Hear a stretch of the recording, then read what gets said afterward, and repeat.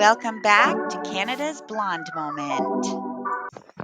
Hey everyone, welcome back. It's TJ here. Today we're actually going to dive into the recent Angus Reid poll that shows the Liberal Party leading in Canadian politics. We're going to explore the potential biases in this poll, discuss its accuracy, and address some common questions about online polling. Okay, now let's start by looking at the recent Angus Reid poll. Conducted just days ago, it indicates that the Liberal Party, led by Prime Minister now Mark Carney, has surged to a 5-point lead over the Conservatives. Now, this is a significant turnaround from late December, when the Liberals trailed by 29 points. Now, the poll attributes this shift to several factors, including Carney's leadership and rising nationalism in response to U.S. policies. Listen here. Well, hi, Shachi. Good to have you on. Thanks for making the time. Hey, Vashi, good to be with you. Okay, contextualize this if we could. I feel like if we had this conversation even at the beginning of January, those numbers we just put up on the screen would have been unfathomable. How big of a swing in 6 weeks is this? I mean, you and I have been at this for a while in our lifetimes, Vashi, but I cannot think of a swing that happened as quickly and as precipitously as we have seen. Basically, a little over 8 weeks, call it coming up to 10 weeks, call it 12 weeks, call it whatever you want. But basically, what we saw on New Year's Eve was the Liberals on life support, with the electorate prepared to pull the plug on what was then a Justin Trudeau government. They were down to 16% in vote intent. We now see them having tripled that vote, all the way up to 42%. And you know, you and I both know, but let's reconstruct it and remind our viewers. 3 things have happened. First of all, Justin Trudeau announced he was leaving and then left. And what that did was it pulled a big pressure valve for the electorate, for people who are left of center, who didn't necessarily want to vote Conservative but could not bring themselves to vote Liberal.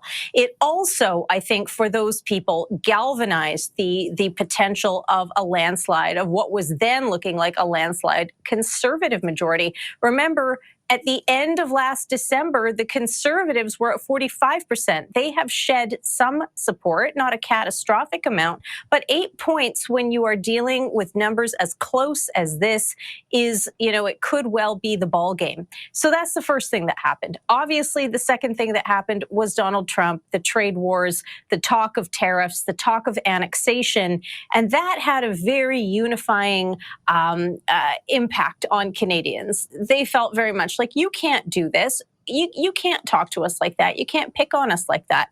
And the big thing is, which leaders were really matching that elbows up energy? Obviously, we saw it from Doug Ford. We saw it from Justin Trudeau. But who we didn't necessarily hear it from as full-throated and muscularly was Pierre Poilievre. And now you start to see those numbers crumbling and changing. The other big thing is what we have seen is basically the impact or the equivalent of a stampede of NDP voters over to the Liberals, possibly in that Bloc Conservatives kind of moment. The NDP, Vashi, is now down to single digits. They're down to 9%, which is territory we have not seen the party in since well before the orange wave of 2011.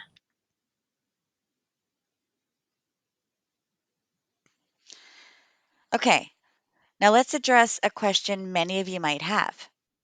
How many Canadians have actually participated in online polls? While exact numbers vary, participation rates may be influenced by factors like age, internet access, and interest in polling topics. For instance, a 2018 survey found that 91% of Canadians aged 15 and older use the internet, with 71% of seniors online. However, these figures don't directly indicate polling participation. Now, it's also important to note that online polls often rely on self-selected panels. Now, this means individuals choose to participate, which can lead to biases of certain demographics. But studies have also shown that such methods can produce misleading results, especially among younger populations. So, how accurate are these online polls? Now, I personally have never done an online poll, but the accuracy depends on several factors, including sample selection, weighting methods, and question design. So, the Angus Reid Institute strives for transparency, providing details about their methodology, such as sample size and weighting adjustments. However, guys, challenges remain, especially when rapid shifts in public opinion occur due to external events like political resignations or international incidents. We're dealing with both. Now, for example, like the recent surge in Liberal support coincides with significant political events, including Justin Trudeau's resignation and Donald Trump's trade threats. These events have undoubtedly influenced public sentiment, making it challenging for any poll to capture the full scope of these um, the dynamics, right? Now, it's natural to question the value of polls, especially when results fluctuate rapidly. So, polls provide snapshots of public opinion at specific moments, but they have limitations. Factors like question wording, timing, and external events can all impact results. So, moreover, online polls may not fully represent the entire population, given potential biases in who chooses to participate. Now, many multiple reputable polls align on certain trends. They can offer valuable insights. It's crucial to consider polls as part of a broader context, looking at trends over time rather than isolated results.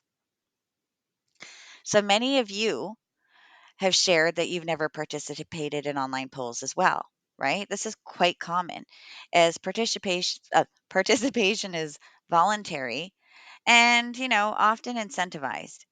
If you're interested in contributing your opinions, you can look for reputable polling organizations that offer opportunities to join their panels. But just be mindful of potential biases and ensure that the organization uses sound methodology. So, in conclusion, you guys, while the Angus Reid poll offers intriguing insights into current political sentiments, it's essential to approach all polls with a critical eye.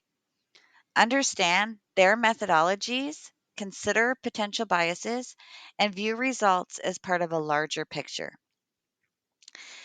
The polls, the news, the media, everyone wants to keep showing us, that the liberals are winning and they're getting ahead. And yeah, well, how many of those are part of the 151,000 liberals that voted for Mark Carney, right?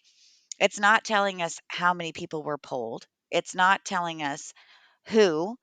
It's just trying to show us that more are going to vote for him. But do we really believe it, right?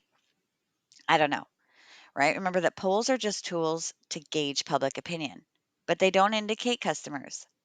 Your voice, whether reflected in a poll or not, plays a vital role in shaping our democracy. So don't forget, when it's time to get out there and vote, guys, we all have to vote.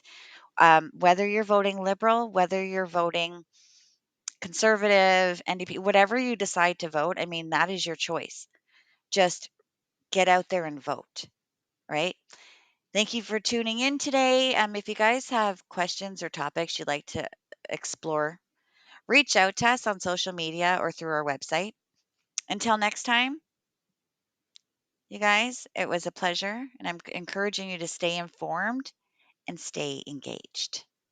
Thanks for tuning in. That was Canada's Blonde Moment, and I am out.